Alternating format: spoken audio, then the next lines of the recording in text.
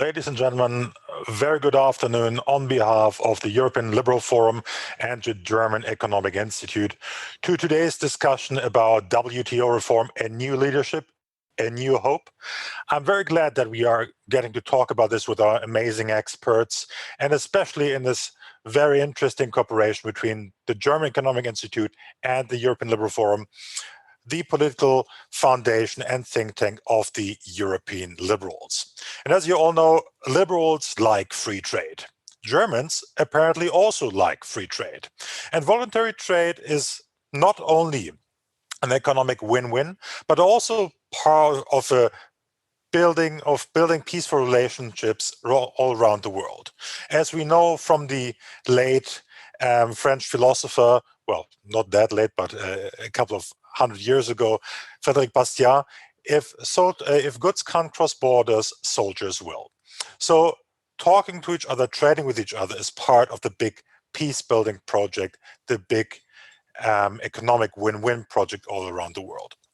Unfortunately, not everyone sees it like that, as the discussion around TTIP stands as a monument for. As one of the largest actors in international trade, second only to the United States, the European Union has a key role to play in the ongoing discussions about the future of international trade. What form will it take? What will be the new global trade order? The EU indeed has a key role to play in the discussions regarding the reform that will shape the future of international trade we must work towards.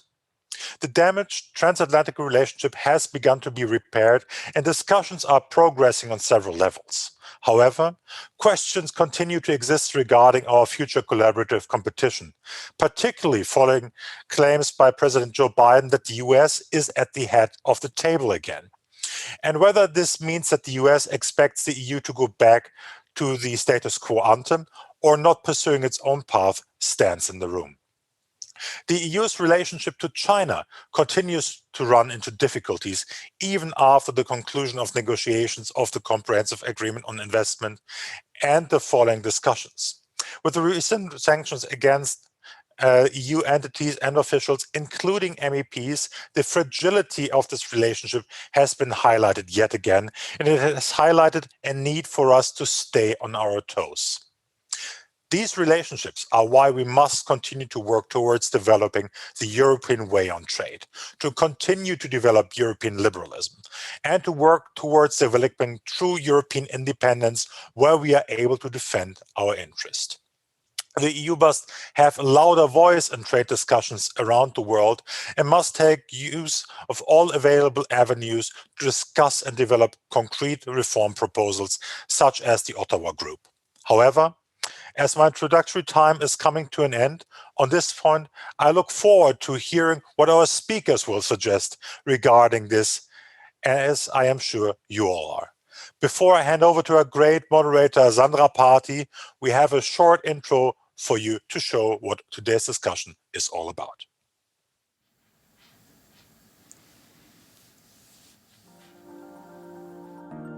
The World Trade Organization and its 164 member states is supposed to manage world trade and settle trade disputes. According to WTO data, global exports have almost quadrupled in value, from $5 trillion since its foundation to almost $20 trillion. It has thus brought its members considerable prosperity gains. However, it is repeatedly in the crossfire of criticism, such as the WTO has medieval structures, is undemocratic, and discriminates against the Global South. It acts as an extension of multinational corporations and is blind to the environment and human rights. In recent years, the WTO's dispute settlement procedure has virtually been suspended by the non-appointment of judges. Furthermore, there's a global tendency towards increased protectionism. America First, immense Chinese state subsidies, and the imbalances in market access are just some of the unresolved challenges. The EU is currently seeking WTO reform in the Ottawa Group, an alliance of the willing, including Australia, Brazil, Canada, Mexico, and Chile. There is, now after the change in the US administration, renewed hope for the WTO and multilateralism. And the WTO has a new leader. Ngozi Okonjo-Iweala is the first woman and African at the top of the organization. As a long-time economist at the World Bank, she knows the global interests well and brings a lot of experience as a Nigerian politician. What are the chances for a successful WTO-saving mission? What has to change under the new leadership, and what role does the EU play in this?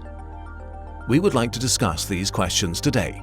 Our guests are Ignacio Garcia Bercero, Director DG Trade, Multilateral Affairs and Strategy, European Commission.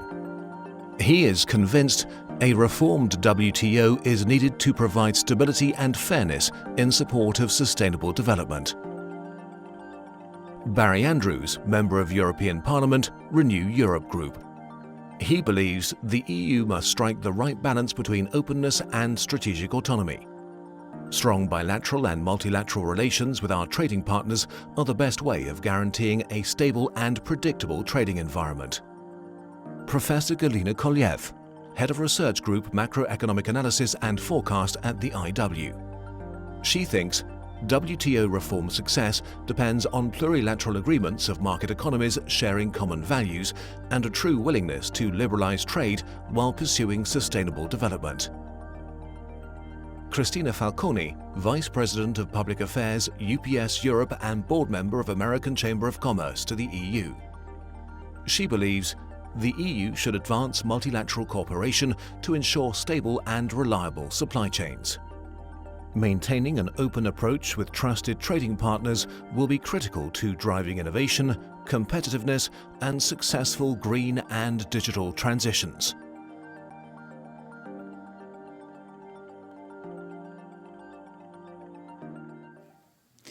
Hello, thank you. Welcome to you all. Hope everyone is doing fine. Thank you, Daniel, for the kind introduction, and to ELF in general for the good cooperation and in organizing this event. So, to the audience, welcome. Thank you all for being here. You've met our panelists already in the trailer.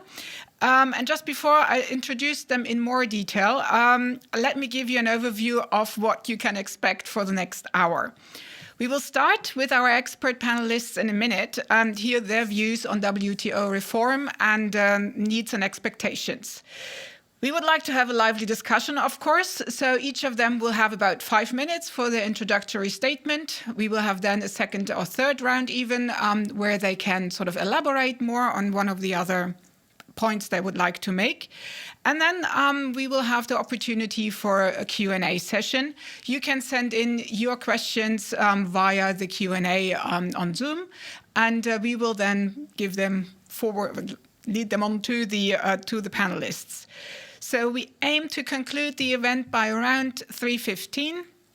And we will then offer you the option to continue the discussion amongst yourselves, with each other, in a extra sort of breakout room. There will be a link posted later in the chat where you can sort of go into and then continue a little bit with the exchange. So much for that. And now let me introduce our experts. I'm very glad they could all make it. Technology worked for all of them, and here they are. Let's get started with Ignacio Garcia Bercero. As you've seen, Director DG Trade, Multilateral Affairs, Strategy, Analysis and Evaluation is his field of expertise. He has a law degree. He is a WTO expert. He's been working on trade issues ever since he joined the European Commission back in '87, if I've seen his CV correctly. He worked on the Uruguay round. He worked on the Doha Development Agenda. He was head of the Unit for Legal Affairs and WTO Dispute Settlement. He was a chief negotiator for the EU-Korea and EU-India free trade agreements, and also for the TTIP, so the Transatlantic Trade and Investment Partnership. So I'm very happy we have you here. I don't think we can have any better expert from the Commission on this topic. Then we have Barry Andrews, MEP from the Renew Europe Group. He's from Ireland. It's his first term in the European Parliament. He's a member of the Internal Trade Committee. I only put down INTA, so this is again Brussels jargon already. So International Trade and Development Affairs Committee of the European Parliament. He is actually first a secondary school teacher, and then he got a law degree, as I've seen from his CV. So quite an interesting CV. Normally we are used to lawyers, maybe economists, but teachers is a rather rare thing. So he added a law degree. He became Minister of State for Children in Ireland. And he also then went on to be a Director General for a Dublin-based think tank, the Institute of International and European Affairs. So now he has joined the sort of legislator side, and will be very interesting to hear his views on the debate going on at the moment, for instance, about the EU's autonomy strategy. Speaking of institutes, our further guest is Professor Galina Kolev. She's my colleague from the German Economic Institute. She's originally born in Bulgaria, studied then also in Germany, in Mannheim, business administration and economics. So we add an economist to the panel.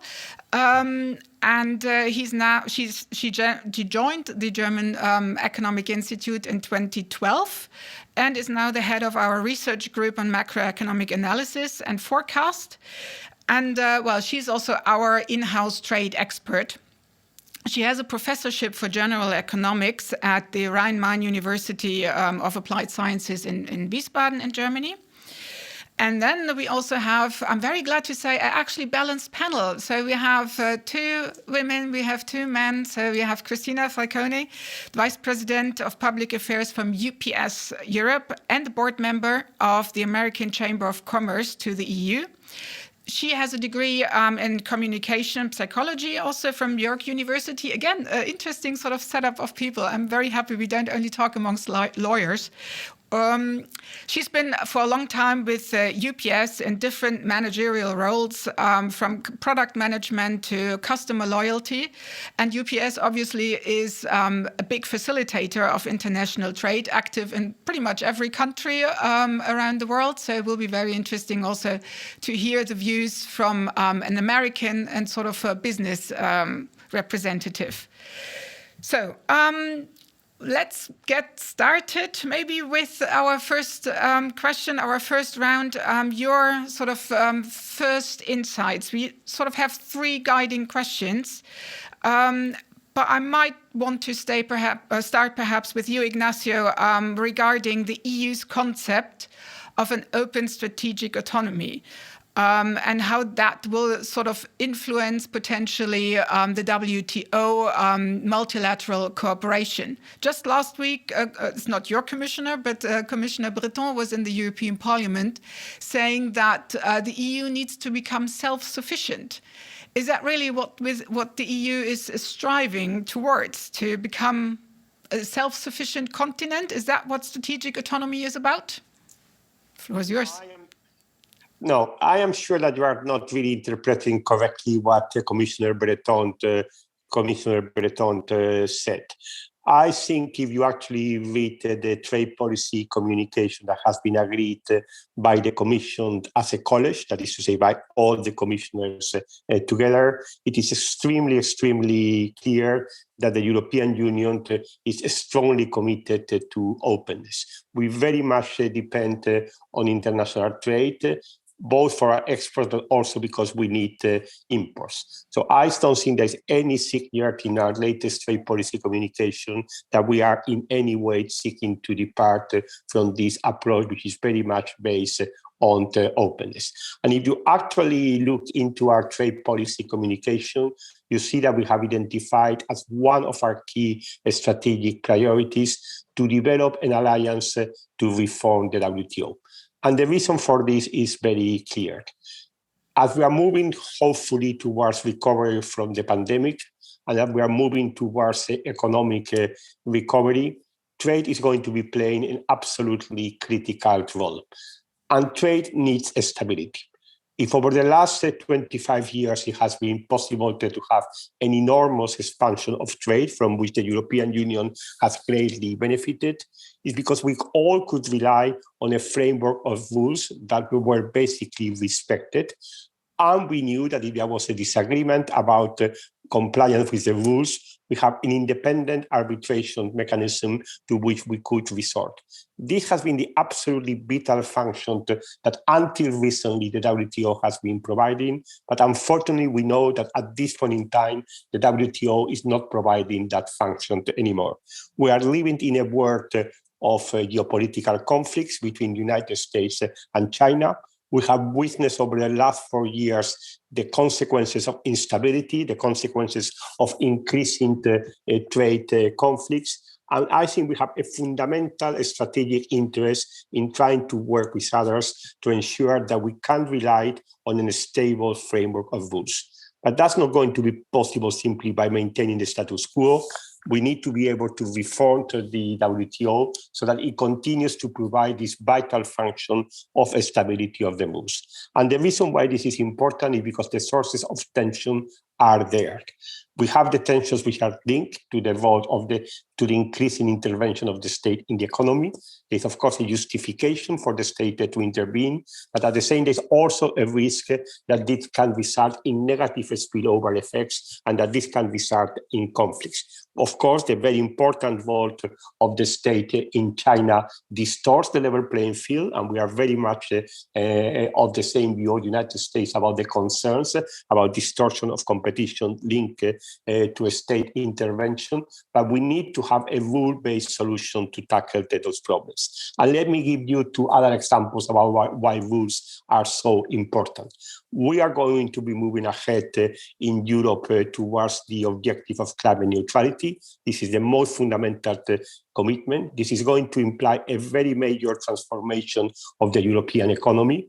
It's also going to imply some actions that we would need to take to ensure that there is not distortion of competition, that there is not what is called carbon leakage, and that's why we will be introducing a carbon border adjustment measure. But we are doing that very carefully in a manner which ensures that it's designed in conformity with the rules of the WTO. Now, there may be disagreements about that, there may be discussions about that, but the proper way to tackle those issues is always going to be through discussion and eventually through objective adjudication. If you have no objective adjudication system, of course, the potential for conflicts is very, very much there. So that's why we are convinced that the fundamental critical work ahead of us over the next few years is going to be how to develop a strong alliance for WTO reform.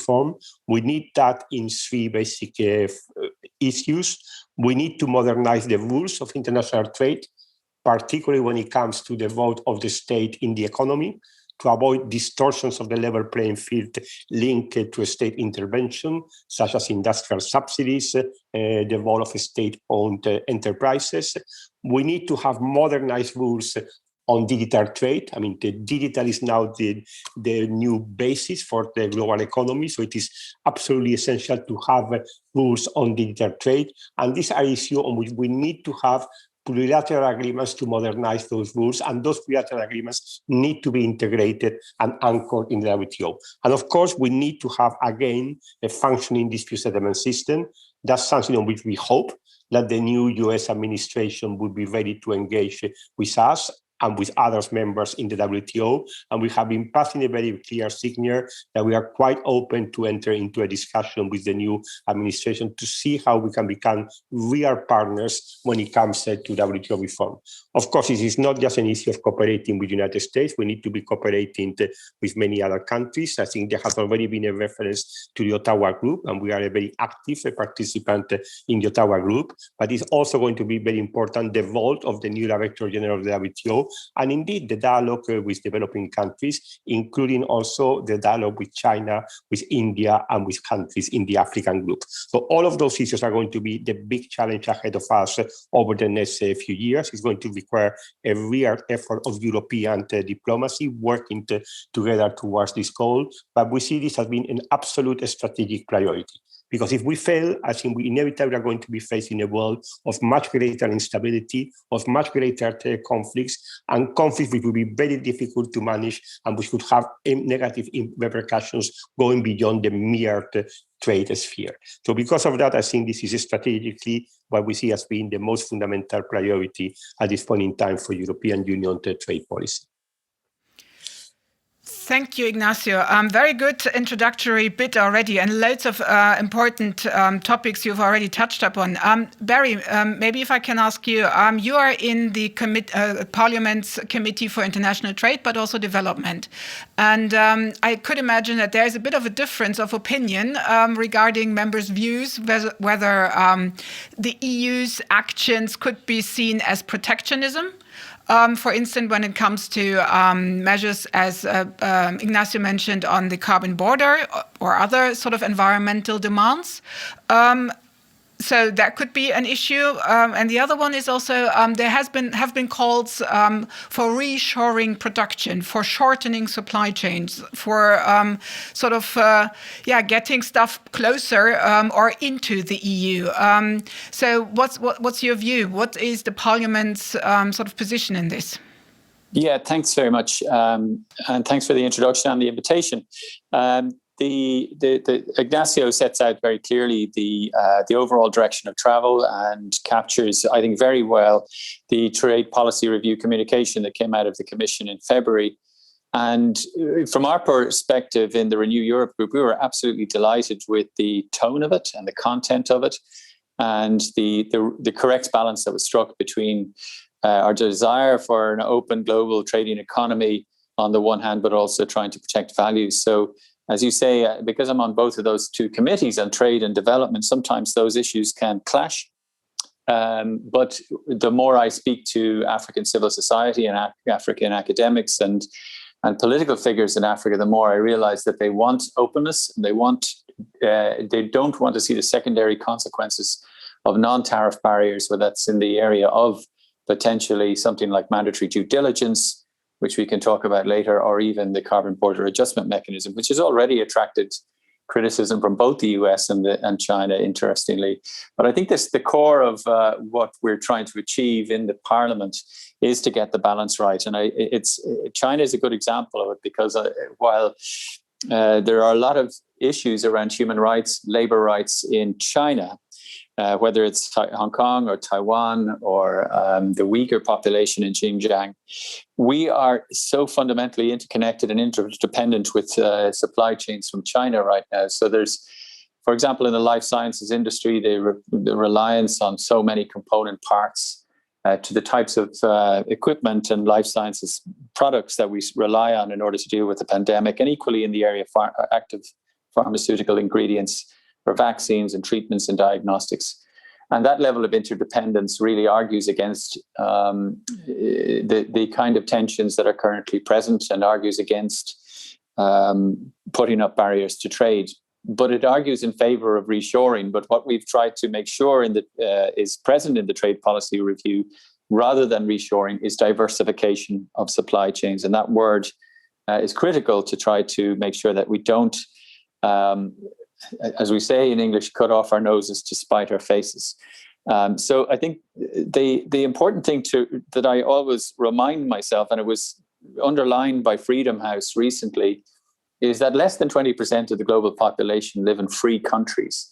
Freedom House did its democracy index recently, and it found that for the 16th year in a row, democracy and pluralism has slid backwards across the globe.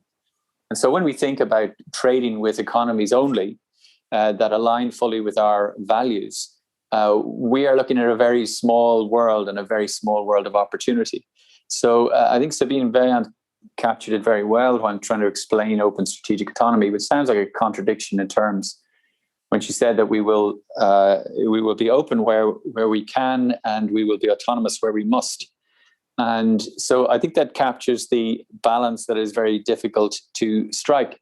But China is a very good example of this debate, because on the one hand, we have the Comprehensive Agreement on Investment with China at the moment, which is subject to ratification by the European Parliament, but we're now suspending that process because of the sanctions that were declared against MEPs.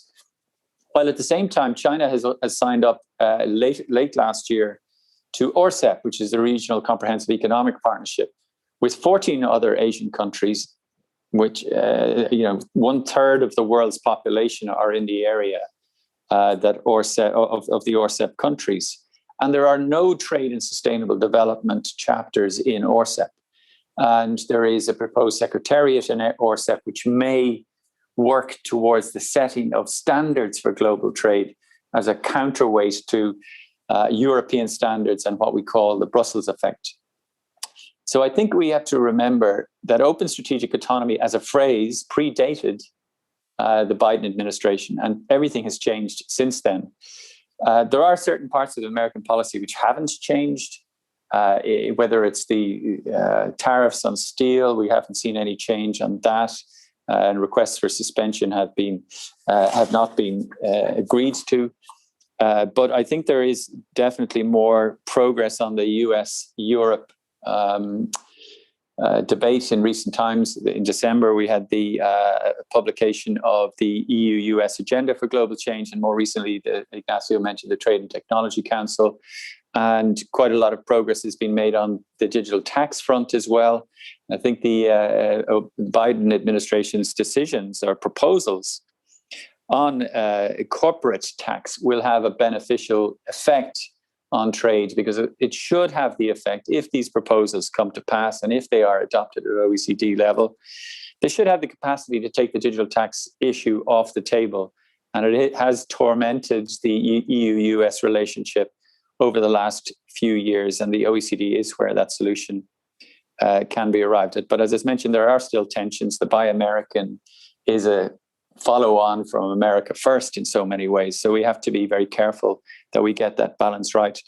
On the World Trade Organization, of course, there's so much that can be done, and the dispute settlement mechanism has to be brought back into focus. But I think the new leadership will play a key role in making the World Trade Organization more visible.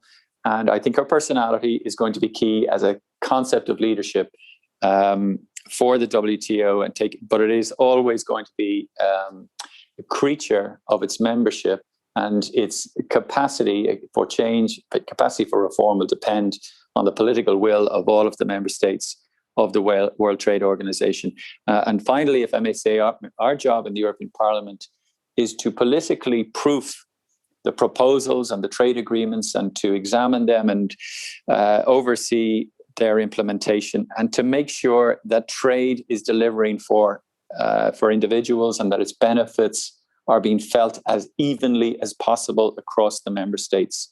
And that's where our laser focus is always going to be, making sure that SMEs can benefit from existing free trade agreements, making sure that there is supervision and oversight and democratic accountability for the decisions that are taken in trade, and making sure that the benefits, as I say, are distributed as evenly as possible.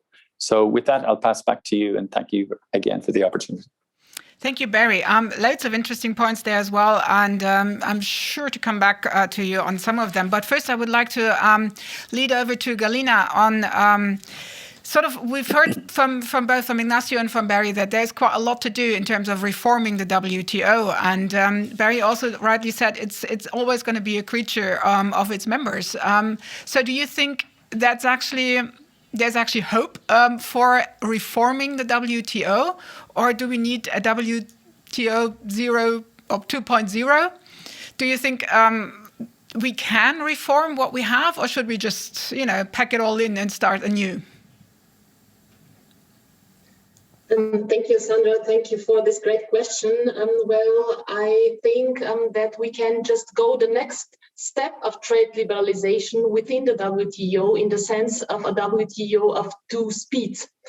The WTO has done a great job, an excellent job actually, in the last years, and I would like to stress the achievements of the WTO, because for the last 25 years it has hosted 11 ministerial conferences, and it is about to prepare the 12th one. It has offered 164 members representing 98% of global trade, a stable framework to integrate into global value chains, into trade structures. It has considered 600 cases of trade-related disputes, or it's about to consider some of them among member states. And it has been actually the basis for international specialization, for the formation of those global value chains, securing wealth in advanced economies and supporting developing and emerging economies in ridding hundreds of millions of people from absolute poverty. Now, 25 years later, the WTO threatens, though, to fall victim of its own success, as we saw in the intro of the event. And what we need today is actually a coalition of like-minded countries, market economies, willing to go the next step, the next stage of trade liberalization, of course, including the EU and the US. And several initiatives show actually the willingness, the energy, the passion of numerous countries worldwide to find solutions for the biggest challenges in the history of the organization. For example, the Ottawa Group, the negotiations on the agreement on climate change, trade and sustainability, and even the new trade agenda of the United States testify to a wide commitment and willingness to secure the future of multilateralism, because I think we all know that the WTO is indispensable.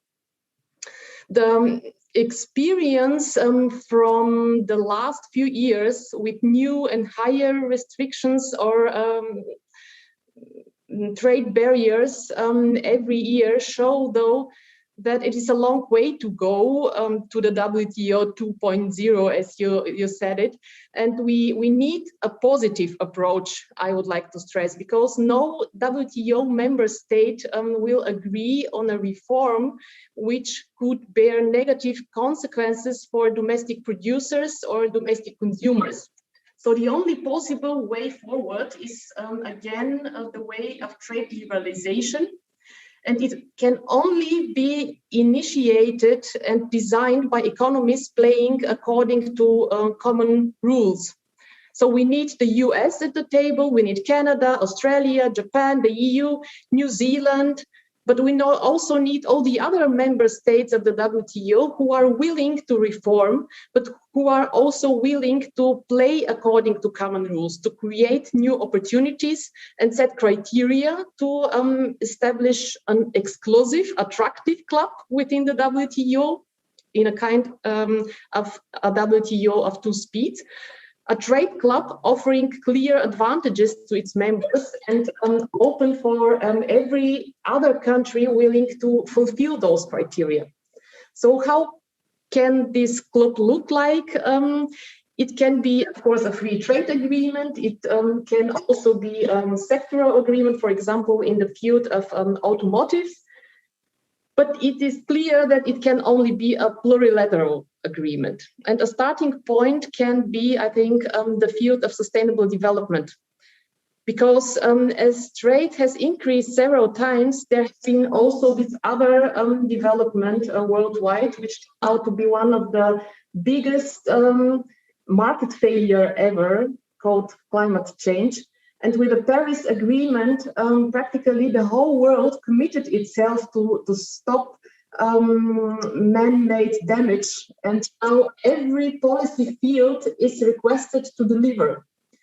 Especially trade policy can support climate protection, but currently climate-related issues like the plans to introduce a carbon border adjustment mechanism, as already mentioned, to prevent carbon leakage, threaten to develop into the next point of contention, actually.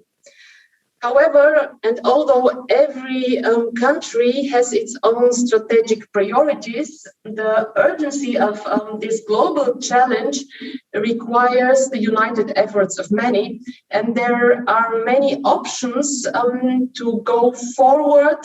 For example, liberalizing trade on environmental goods, common labeling of eco-products, fossil fuel subsidies, fishery subsidies, technology council in the field of green technology, and even opening procurement markets for international bidders based on climate-related criteria in the sense of green procurement. So all these have the potential to be exactly that positive impulse to global trade policy that we need at the moment, that we need after years of increasing protectionism.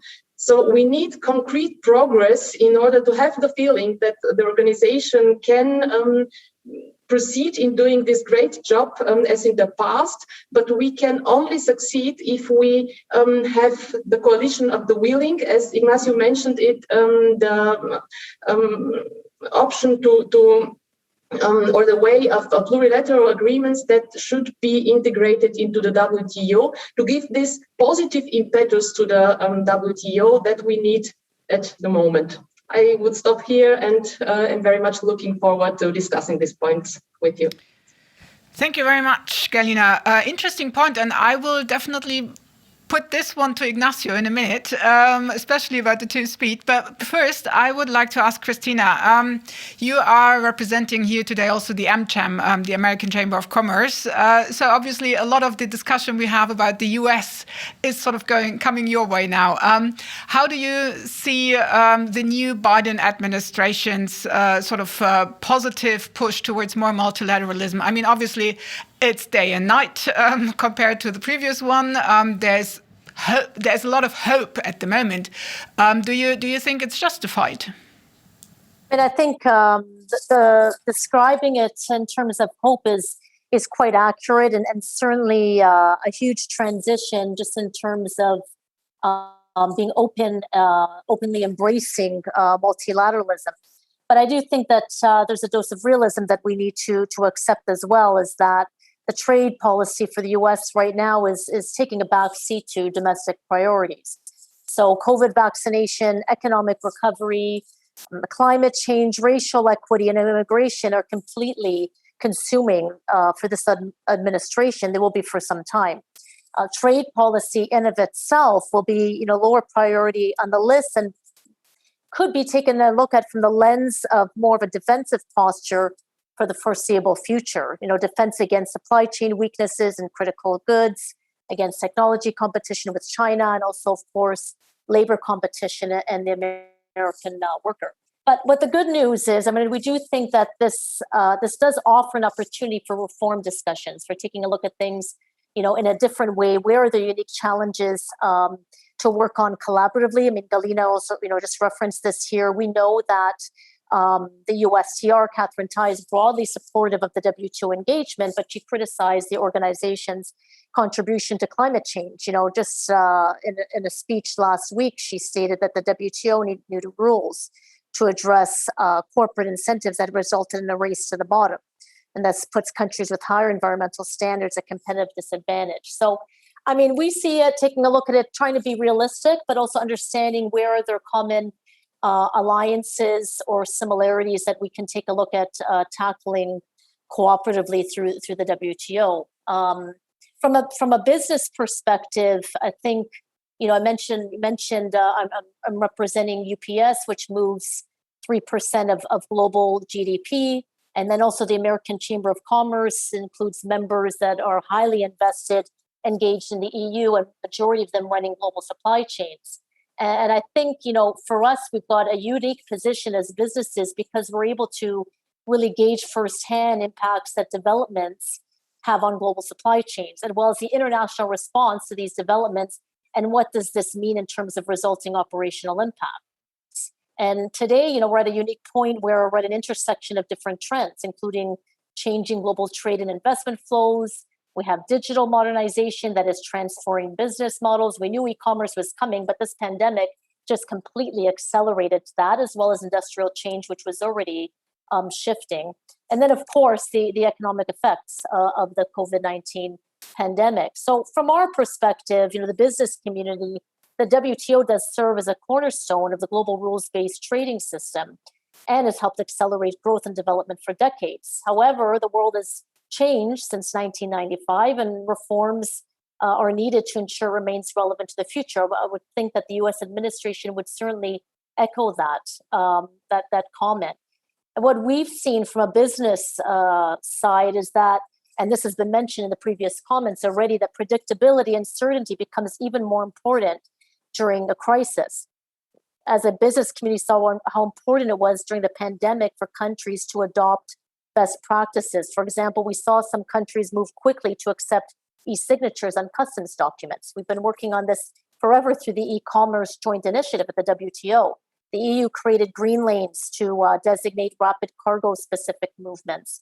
as well as modified mobility limitations for air cargo crew, for example. So for businesses, time is of the essence, and never more so during the pandemic, but also as shifts continue to unfold. And as the WTO looks at potential reforms to ensure it can continue on this momentum to be an engine of growth as it was when established, we would like to see this speed of action, this adoption and cooperation on best practices to be adopted, moving forward as permanent realities. We were very pleased to see the EU's trade policy includes a focus on openness and multilateral cooperation. Businesses in Europe see this as key ingredients to ensure stability, but also to drive innovation. And businesses in the US are giving the same message to the US administration as well, is that we need to have multilateral cooperation in order to move things forward. And we were very pleased to see this openness as part of the EU trade policy, because we see unique opportunities in terms of how openness can drive innovation towards the green and the digital transition. So, for example, this is an example. UPS has been working with a small startup in Ireland called Fernie to create a new type of electrical cargo bike called an eQuad. And this accommodates significantly more packages, is ergonomically friendly. It's also emissions free, and they're being used for final mile delivery of e-commerce packages in urban centers. Thanks to this partnership now that UPS has made with this small Irish company, their prototype will now be displayed at the Expo event in Dubai for the world to see. We're also providing training for women entrepreneurs, partnering with other American firms that invested in Europe that are members of AmCham EU, because we see such big opportunities in the e-commerce space. And we know that women have been hit hard during the pandemic. And so we're trying to provide education to them on how they can get engaged, what do they need to know for exporting. But at the same time, there are still holes there. And so we're raising these policy suggestions. What are the real barriers that are stopping entrepreneurs and SMBs from being able to trade successfully at a global level? Many of these things have to do with customs. And we've been championing also the development of a plurilateral women's economic empowerment trade agreement at the WTO. So, while we agree that enforcement tools can be useful, we understand, that this position that the US and the EU, we want to, there is a need to create stability and certainty. And I think I just reference a comment earlier that there needs to be this balance there in that openness and collaboration versus leaning back into protection and only will be critical. So greater speed. I mean, we think the WTO needs to accelerate its speed. We applaud the Ottawa Group for its work on reform. And certainly we're taking these messages back to the US administration to say that, the way forward on tackling climate change, on tackling many of these issues that are of concern to the US administration is working on a multilateral basis and taking a fresh look at the WTO, making it work better. So appreciate the opportunity to be here. Looking forward to further discussion. Thank you very much, Christina. And I'm sure Barry is happy to hear that you support an Irish company with your sort of startup program.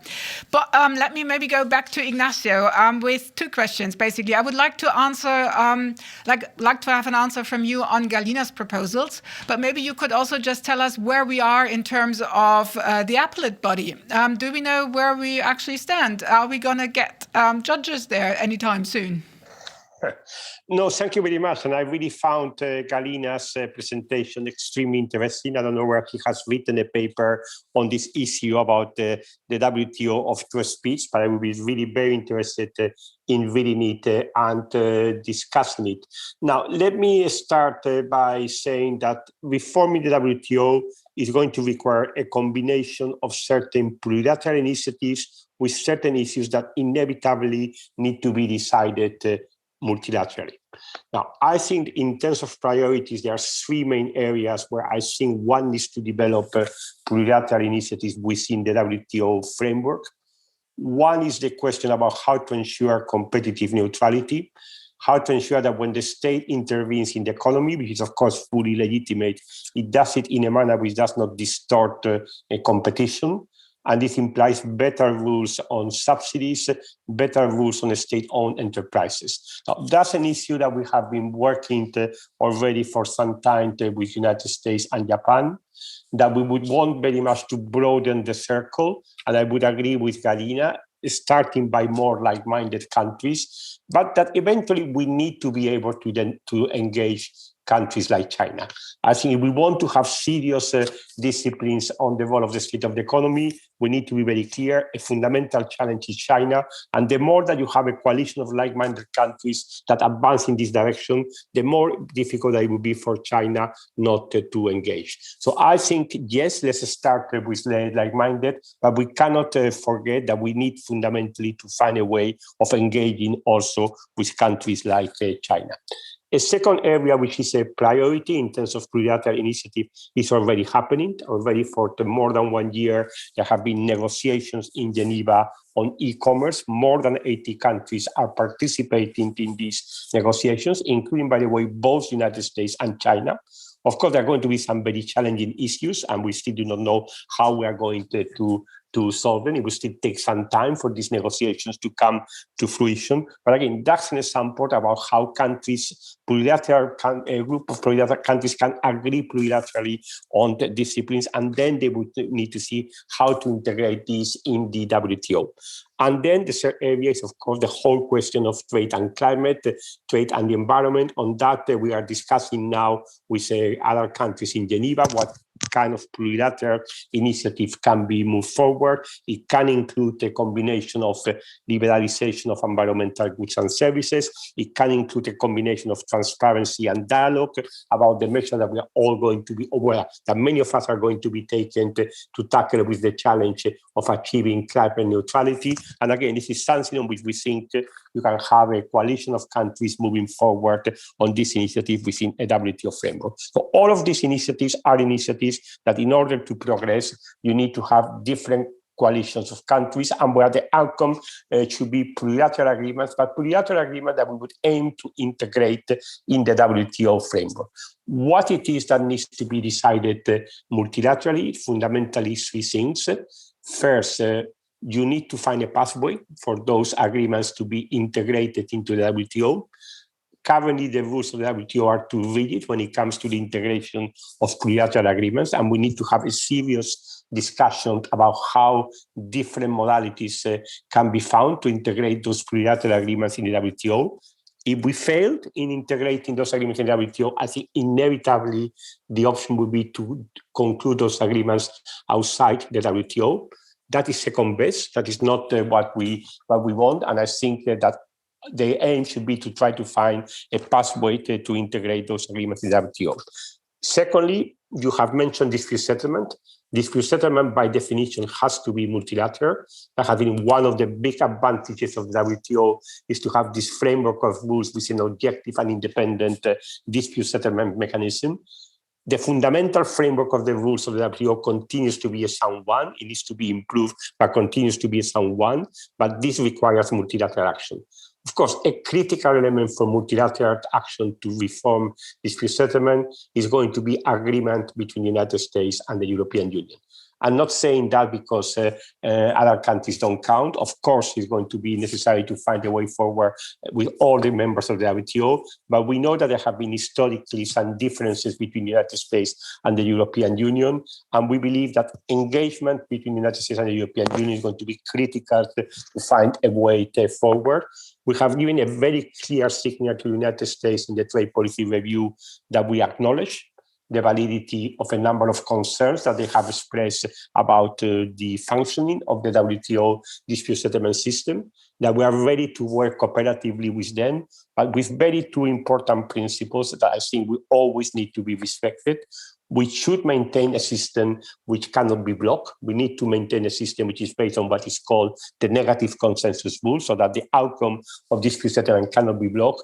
And we need to maintain an independent appellate body. Now, provided that those two elements are respected, we are very open to engage with the new US administration. We have been given clear signals to to the Catherine Tai and her team that we would very much want to work together and then engage also with others to find a way forward to restore a functioning dispute settlement system. Now, it's not going to happen in a few months. Let's be realistic. I think this is going to be something that should be part of a number of work programs that would need to be agreed at the ministerial meeting in the WTO towards the end of this year, and it would take some time to get into an agreement, but we are very, very much convinced that this is absolutely critical. And last but not least, I think the WTO matters not only because of binding rules, not only because of dispute settlement, it also matters in terms of being a common forum where countries should be able to deliberate and discuss about trade policies, where there should be transparency about the trade policy making process. And this has to be inclusive. It has to bring all the members of the WTO together. We know that Dr. Ngozi is very committed towards this monitoring and supervision function of the WTO, seeing how to reinforce it. So in practical terms, we think that the ministerial meeting at the end of the year is going to be critical. We think that this ministerial meeting should agree to establish a working group on WTO reform, and that this working group will need to look into the three critical dimensions about negotiating function, how to find a path forward to integrate plurilateral agreements in the WTO, reinforcing the monitoring and supervision function, and finding a way forward to restore a functioning dispute settlement system.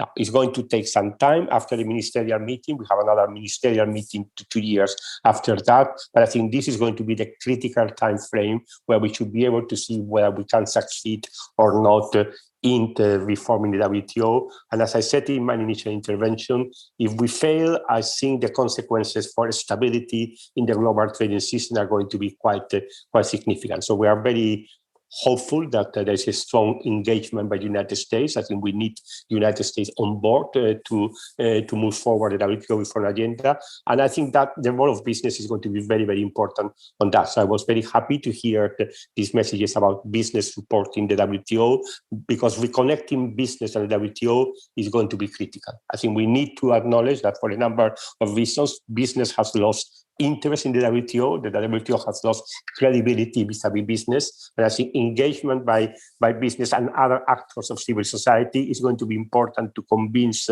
countries that they also need to employ political capital in order to get the WTO reform process moving forward. Thank you, Ignacio. I'm actually surprised, I must say. I would have thought that you would be a bit more critical towards the idea of the two-speed WTO, but very interesting to hear. Let me turn to you, Barry. And before I do that, people, you can still put questions in the Q&A. So I will get them to our speakers if you send them to us.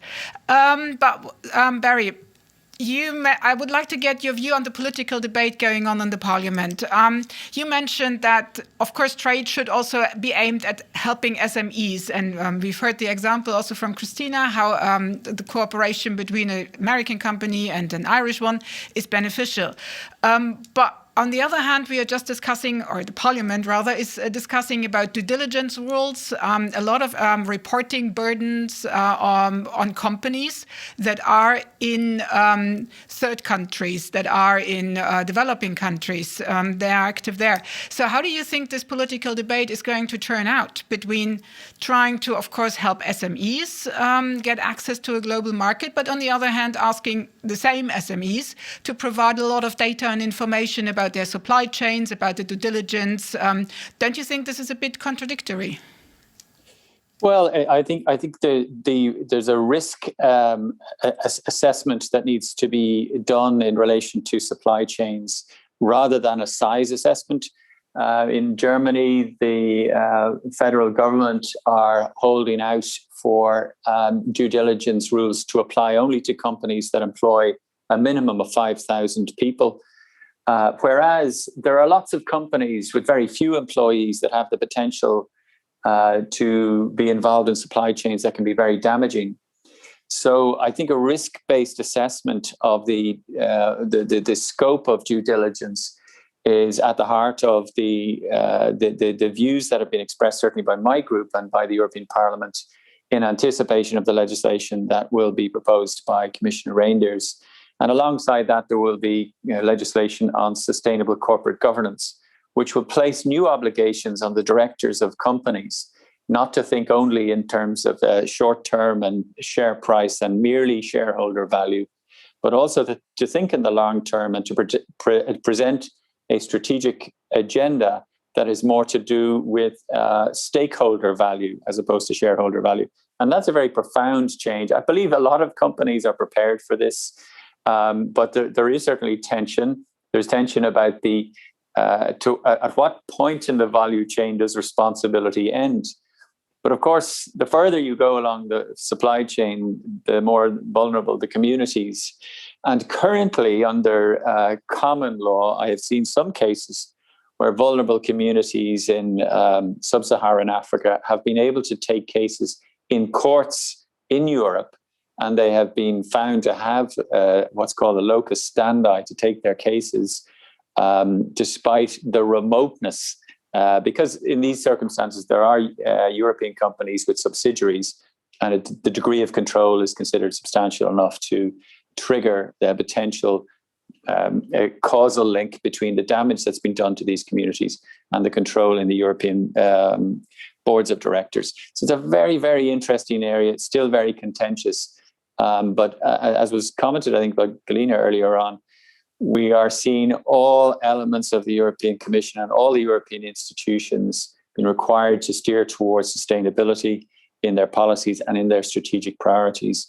So I think it's going to be a very interesting area. But I just repeat again, we had a presentation recently from the International Trade Center from Pamela Koch-Hamilton, and she really warned against the secondary consequences of legislation like mandatory due diligence, what it might do for particularly smaller companies in the supply chain who will not be able to satisfy examinations of governance, minimum governance standards, minimum compliance standards that might create a liability for European companies. And they might get squeezed out by companies that are able to operate at bigger scale. So that's a real issue we're going to have to examine very closely in the context of the legislation when we see it later this year, I think. Thank you. I think this is an interesting point I would like to put to Galina as well about companies being squeezed out by others. But one more question to you, Barry, in terms of China. What do you think is going to be the political lever the EU has in finding agreement with China? You mentioned that the CAI is currently suspended, or the debate about it in the parliament is suspended because of the sanctions. What are you discussing in the parliament or in your group about what could be the way forward? How can the EU sort of get China to play ball? I think, first of all, it's only suspended in respect of CAI. There's still a lot of debate going on about EU-China relations more generally. And a recent briefing I had was that, China doesn't really rate the EU, but it rates the EU when it's aligned with the US. And I think China sits up straight when it sees that happening. And I think a lot of what Ignacio was pointing out in terms of work aligning with the US within the WTO and on plurilateral initiatives and on reform of the WTO is something that China is very concerned about, and will certainly react to that. I'm not sure CAI itself is a tremendous lever. It certainly benefits European companies. And I don't think we should ignore the fact that this is really, China is committing to things within CAI that it is never committed to in any other trade agreement. But at the same time, politically, the problems we have is that, for example, a lot of departments of foreign affairs across member states warn business people not to go to China if they have a business dispute with a Chinese supplier or with their Chinese employees. But it doesn't say what might happen if you're there and a dispute arises. And that kind of travel advisory doesn't sit very well with having an investment agreement with China. So there are a lot of problems there politically. It's very difficult to explain to your citizens, to your voters, to your constituents, why you're going down the road of sort of legitimizing the regime while at the same time there are so many of the problems that are going on. So China discussions are still going on in the European Parliament, very much so. Kai is suspended, but I think that this sanctions issue can be addressed. And if the EU and the US alignment is seen to gain traction and make progress, I think that has a real leverage effect on our relations with China. Thank you. And I agree. I mean, you have a tough job there to explain the benefits of trade, especially with some, let's call them more contentious countries, to citizens who see rather the negative outcomes and who hear in the media about working conditions, etc. And then to explain that still trade is important. I think it's not an easy job. Maybe for economists it's a little easier to come up with concepts and ideas, which then have to be sort of explained to politicians and also other decision makers. But Galina, Barry mentioned the issue of companies being sort of squeezed out because of due diligence requirements, that maybe even in some third countries there are now requirements, or there could be requirements pertaining to European companies that don't pertain to others, and they become a hindrance. Would you agree to this? How's your view on this topic? This is a very important topic, and it relates very much to the discussion on the due diligence initiative at the European level. I think that our companies from Europe are not famous for being the ones who use forced labor or children labor or something like this. Our companies are more like the ones who provide a new technology, who bring new ideas to combat such things like child labor or forced labor or something like this. I would like to share a few thoughts exactly on this due diligence initiative, because from the point of view of the German economy, it is to be welcomed that there is the initiative to find a solution at the European level, because then there will be fewer distortions of competition in the common market compared to the situation where we have national rules or national laws. But here too, it is important to keep in mind the very big complexity of international supply chains, and to make realistic demands. Because we know that a supply chain has several stages, and if we expect from the companies to report on every stage of the supply chain, then this cannot be possible. Then it will have the adverse effect, because actually the idea of this initiative is to introduce measures to increase sustainability of supply chains of European companies. And with targeted measures, this could be actually the case, this can be achieved. I think, though, that a very broad scope of this measure, of this legislation, can lead to the effect of European companies leaving those countries, and the positive effect that they bring to those countries, creating jobs, bringing innovation and new technology, is going to be removed, as well as the risk or the costs of coping with this legislative would be very high. So I think that we can also look at the solution at the on the other side of the Atlantic. The US has also a similar initiative, or not initiative, but a law from the 1930s. They have already the legal framework to ban imports from countries where, for example, forced labor is used. It is in the Tariff Act of 1930, section 307 or something. I think that it is important, as Barry already stressed, to have a risk-based assessment, and not an approach where the whole supply chain has to be has to be reported on, because this would bring enormous costs and competitiveness loss for the European companies. I would like to touch upon an additional point mentioned by Ignacio, that we need for the reform of the WTO an approach where we have the United States, the European Union, and other like-minded countries at the table, but also China.